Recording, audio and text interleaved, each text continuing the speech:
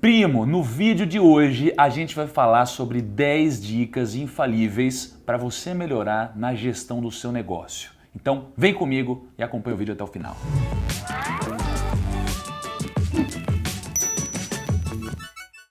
Primos, antes de mais nada, não deixa de curtir esse vídeo porque ele foi feito com muito carinho e com muita experiência pessoal. Então clica no botão gostei para esse vídeo chegar ao maior número de pessoas. Eu queria começar esse vídeo aqui com uma frase inusitada. O senhor Kaique vai gostar muito dessa frase, certo? A frase é o seguinte: trabalhar te gera sustento, mas só o trabalho depois do trabalho te enriquece. Então, essa frase profunda, ela faz muito sentido para mim, muito sentido para minha vida, porque de fato, se você for um vendedor de horas, você dificilmente vai enriquecer ou vai atingir ali aquela tão almejada independência financeira ou uma estabilidade financeira. Só que o trabalho depois do trabalho tem muito a ver com o empreendedorismo. E quando a gente fala do empreendedorismo, o empreendedorismo está muito ligado ao trabalho fora de hora, aquele trabalho que não tem a ver com horário comercial apenas. É o trabalho do cara que rala, que trabalha no final de semana, feriado e faz as coisas acontecer. Mas qual que é o grande problema? Kaique, qual que é o grande problema que o empreendedor tem, Kaique? Eu adoro quando você contribui positivamente dessa forma. Muito obrigado, Kaique. De nada. Mas um dos grandes problemas que o empreendedor tem é que, infelizmente, por mais que a intenção seja boa, geralmente o empreendedor quer impactar o mundo, quer ganhar dinheiro, quer transformar, quer fazer o negócio acontecer. Por mais que isso daqui tenha grande motivação, muitas das empresas não saem do lugar e muitas delas, inclusive, quebram. Eu sei o que é passar por isso e conheço muitas pessoas que também passaram por esse tipo de problema. E pensando nisso, qual que é um dos principais problemas que as empresas enfrentam? Dinheiro, primos, dinheiro. Fazer a gestão financeira do negócio não é tão simples quanto parece. No papel e na planilha do Excel parece que é muito fácil, mas na prática, no dia a dia, isso fica cada vez mais difícil, cada vez mais impossível e principalmente quando o negócio começa a ganhar um nível de complexidade a mais. Pensando nisso, para te ajudar, eu formulei aqui 10 dicas infalíveis para te ajudar no mundo das finanças aqui da sua empresa. Mas pô, eu tirei isso daqui da minha cabeça, do vento? Não, eu tirei isso daqui da minha vivência, tirei isso daqui de pesquisa e tirei isso daqui das muitas conversas que eu tive com o Sebrae. Se não fosse o Sebrae, eu nunca conseguiria formular essas dicas de uma forma tão simples e passar para você. Então, vamos começar com as dicas. A primeira dica, ela pode parecer simples, mas tem algumas pegadinhas aqui. A dica é a seguinte: saiba precificar o seu produto. E aí você vai pensar, é muito fácil fazer isso, só que não é tão fácil assim. Você sabe, né, primo, que o meu irmão e minha mãe têm uma empresa que vende palha italiana. Só que essa palha italiana tem um custo, e vamos supor que o custo seja aqui de 85 centavos a unidade. Aí o meu irmão pensa, poxa, eu gasto 85 centavos para fazer essa palha. Se eu fosse vender essa palha a, sei lá, R$1, eu ganharia 15 centavos por palha. Olha que legal, eu vou ganhar dinheiro. Se eu vender 100 palhas, eu vou ganhar 100 vezes 15. Kaique, faz a conta aí. E aí, o que acontece? Eu, talvez, comece um negócio achando que eu vou ter muito lucro. Mas na prática, será que é isso daí que acontece? Não é bem assim. A gente precisa formular a nossa margem em cima de vários conceitos técnicos. A gente precisa entender quanto de imposto a gente vai pagar sobre o nosso negócio, porque senão, se a gente não contabiliza isso daí, o lucro é falso. A gente precisa contabilizar o reinvestimento no nosso próprio negócio, aliás. A gente precisa se preocupar com a nossa margem de lucro, com quanto a gente vai se pagar, o quanto que vai entrar uma espécie de prolabore na nossa conta, né? A gente vai falar sobre essa dica mais para frente, sobre separar o dinheiro da empresa e o seu dinheiro, mas tem tanta coisa aqui que você precisa levar isso muito a sério. E no caso do meu irmão, sabe uma coisa que ele não contabilizou quando ele estava precificando a palha? O frete, o transporte, porque ele entrega produtos que tem uma margem até que alta, mas com ticket muito baixo. Quando você vende uma coisa por um preço muito baixo, o frete impacta muito. Ele não levou em consideração o tamanho desse impacto, certo? Então, vai aí a primeira dica para você precificar o seu produto corretamente. E aí vem a segunda dica. Qual que é a segunda dica? Também tem a ver com precificação, mas na primeira dica a gente estava falando sobre precificar o produto para que você consiga refletir no preço da sua mercadoria ou do seu serviço a margem de lucro e tudo que você precisa ter. Você precisa contabilizar. Mas do que adianta você fazer isso se o seu preço não for condizente com o mercado? Então, sei lá, imagina o Kaique, ele adora telefones, quer sempre comprar um telefone novo, tá sempre falando para eu trocar o meu iPhone aqui. Só que, pô, Se imagina se ele quisesse comprar o iPhone e o iPhone, sei lá, quanto que custa o iPhone hoje que você quer, cara? O X, ele deve estar na, sei lá, 6 mil reais. 6 mil reais. Você gosta do produto, né? Muito bom. E se a Apple vendesse esse negócio aí por, sei lá, uns 70 mil reais, cara? Porque ela calculou que ela precisa disso para ter lucro, para pagar imposto e tudo mais. Você compraria? Então assim, do que adianta você precificar o seu produto se esse preço não é competitivo com o mercado? Então, quando você vai chegar ao consenso de por quanto você vai vender o seu serviço, o seu produto, você precisa juntar o quanto você precisa vender pelo preço de mercado, por como os seus concorrentes estão fazendo esse tipo de venda, enfim, como eles estão gerando a receita deles. Então, você tem que sempre fazer o que é uma pesquisa de mercado, mas não é aquela mega pesquisa. Teve uma época que eu trabalhei na Hershey's. Vocês sabem, né? Eu trabalhei na Hershey's 6 meses, uma empresa de chocolate, e em 6 meses eu engordei 16 quilos. Cara, olha isso. E desde então eu nunca consegui voltar à realidade que eu tinha. Só que uma coisa eu aprendi na Hershey's. A Hershey's, ela era uma joint venture com a Balduco aqui. E aí, o Carlo Balduco, né, era velhinho e tal, uma coisa que ele me ensinou é que ele, com o dinheiro que ele tinha, com todo o conhecimento que ele tinha e acesso, ele vivia todos os dias indo em vários pontos de venda no mercado para ver o preço que os concorrentes estavam colocando lá na gôndola.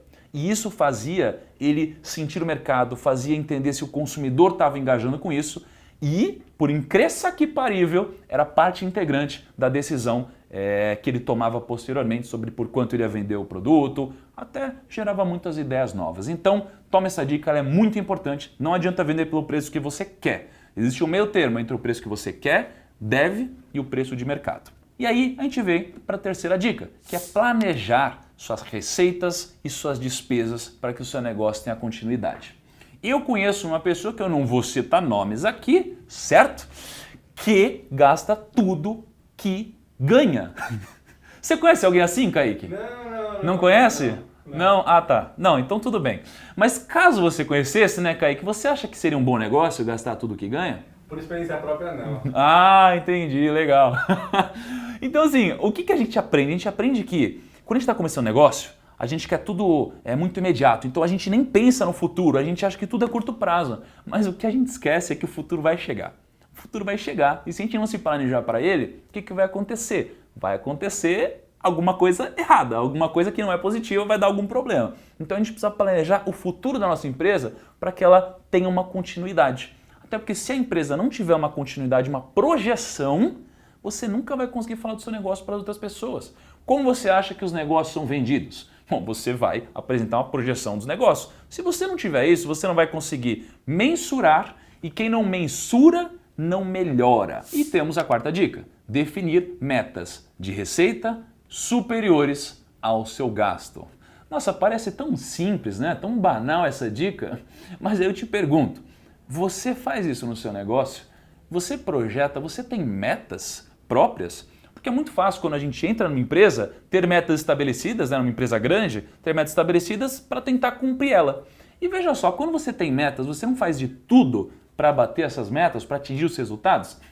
E a mesma coisa acontece quando você se coloca metas na sua empresa. Você precisa fazer isso. Sem metas a gente não vai chegar longe. Quinta dica. Controlar tudo que entra e tudo que sai. É o famoso gerenciamento do fluxo de caixa. Só que aí você ouve esse nome complexo que te distancia do vídeo, não sai do vídeo, tá? E você se assusta porque a gente acha que, meu Deus, eu estou montando um negócio, eu preciso ser profissional em fluxo de caixa, na faculdade, enfim, eu nunca consegui entender esses conceitos. Preciso ser um profissional? Não, você não precisa ser um profissional, mas você precisa entender um mínimo sobre o assunto. Porque ninguém vai dar tanto valor para o fluxo de caixa do seu negócio como você mesmo, ok? Principalmente se você for um micro e pequeno empreendedor. Você precisa valorizar muito isso. Só que, obviamente, por que você não precisa ser um profissional nisso? Porque, veja, você precisa ter um grau de habilidades multidisciplinar. Então você precisa entender médio de tudo. Você está gerenciando um negócio. Tá? Você não precisa ser específico em uma única coisa, então você precisa entender sobre tudo. Agora, como que você vai aprender sobre fluxo de caixa? Bom, primeiro é assistindo aqui o canal do Primo.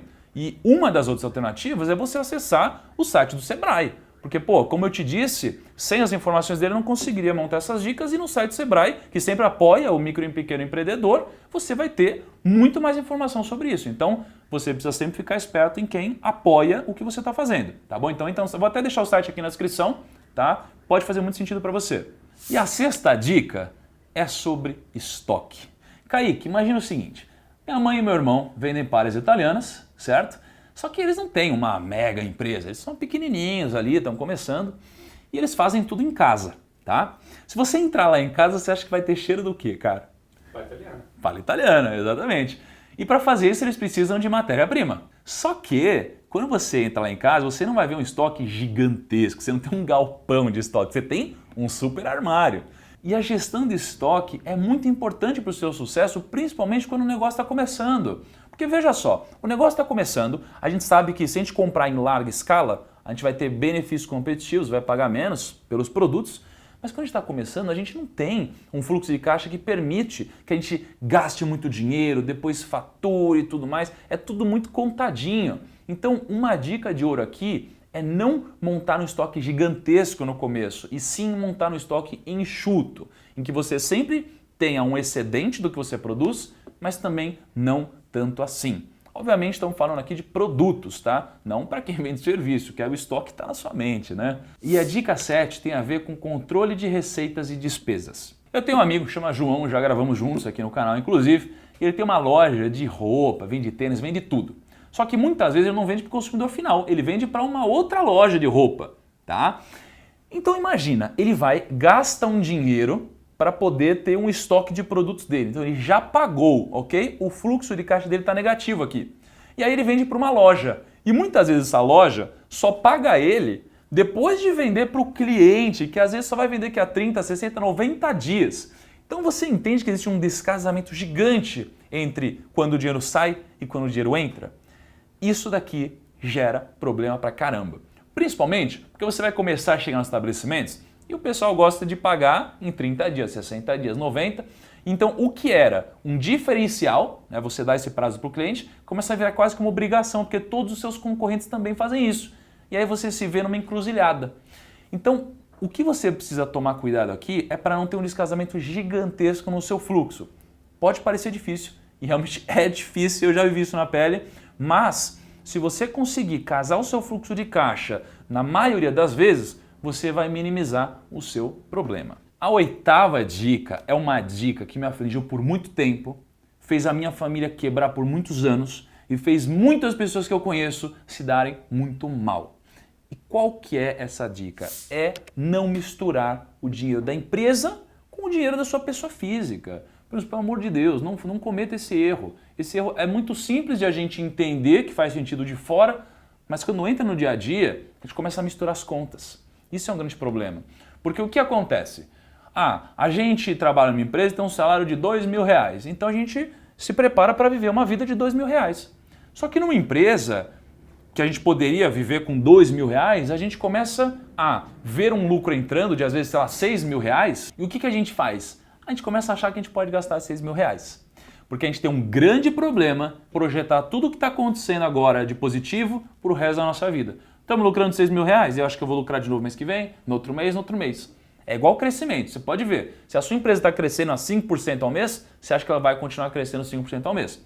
Pode acontecer, mas em algum momento isso não acontece. E quando a gente cresce o nosso custo, no ritmo do nosso ganho, em algum momento a gente quebra a cara.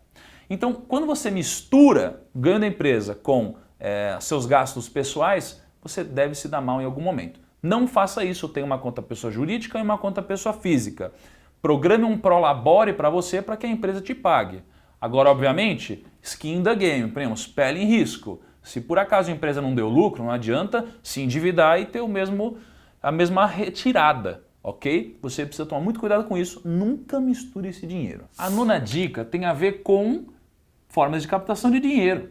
Um dos grandes problemas que a pessoa que está começando um negócio tem é que ela vai atrás de capital, normal, só que quando ela vai atrás de capital, ela vai muito com uma mentalidade errada, a mentalidade de, putz, eu estou torcendo para alguém me liberar crédito e quem liberar crédito eu vou aceitar. E não é bem assim. O que a gente deve fazer é comparar todos os bancos, todas as possibilidades de pegar dinheiro, porque o nosso objetivo é captar sempre a juros baixos. Então eu já vi muita gente quebrando porque captou um dinheiro a um custo muito alto, o negócio não desempenhou como ele esperava, só que quando isso acontece ele não tem muito prazo, porque a dívida dele cresce cada vez mais rápido, a juros compostos e o ganho dele está estagnado. Então tome muito cuidado, pesquise as formas mais baratas. Obviamente, o próprio site do Banco Central te fornece uma lista de taxas e bancos para você poder comparar. Mas essa lista não é tão precisa quanto você ir lá nos bancos e comparar todas as taxas. Parece que é um trabalhão, mas eu te recomendo, porque você vai ficar abismado quando você identificar a diferença de taxa oferecida entre os bancos. Pense o seguinte, às vezes o banco A não está muito precisando emprestar dinheiro agora, porque eles já bateram a meta deles e não precisam. Mas o banco B não. Então ele vai ser muito agressivo, vai te oferecer uma taxa muito baixa. Se você vai em todos os bancos ou nos principais, você vai ter opções. E ter opções diversifica o seu risco e aumenta as suas chances de ter sucesso. E a 10ª dica tem a ver também com crédito, mas é a dica de que eu só recomendo que você recorra ao crédito depois que todas as suas opções forem escassas, porque toda dívida te fragiliza, tá? Você tem que tomar muito cuidado com isso. Então, por mais que pareça sedutora a ideia de pegar um capital para você pagar alguma conta ou para você acelerar o seu crescimento, muitas vezes você pode renegociar. Então, a gente fica muitas vezes com medo, eu fiquei já com medo, de chegar para um cliente e falar, cara, não vai dar para te pagar agora, me ajuda, sabe? E a gente fica com medo de fazer isso, a gente acaba pegando um empréstimo para pagar, às vezes, um fornecedor. Mas a gente colocar o fornecedor do nosso lado, alinhar ele com o nosso pensamento, também é legal. Para o fornecedor não é bom que a gente quebre, entendeu? Então abrir o jogo com ele, às vezes pode permitir que a gente flexibilize prazos, que a gente tenha um longo prazo muito mais positivo e saudável e também até gera um relacionamento, por incrível que pareça. Tá? Quando você abre as suas fragilidades, muitas vezes os seus parceiros se sensibilizam e gera muito mais relacionamento. Primos, vocês sabem, aqui no canal, eu sempre falo muito com pessoas que têm legitimidade. O que é legitimidade? É a pessoa que faz o que fala.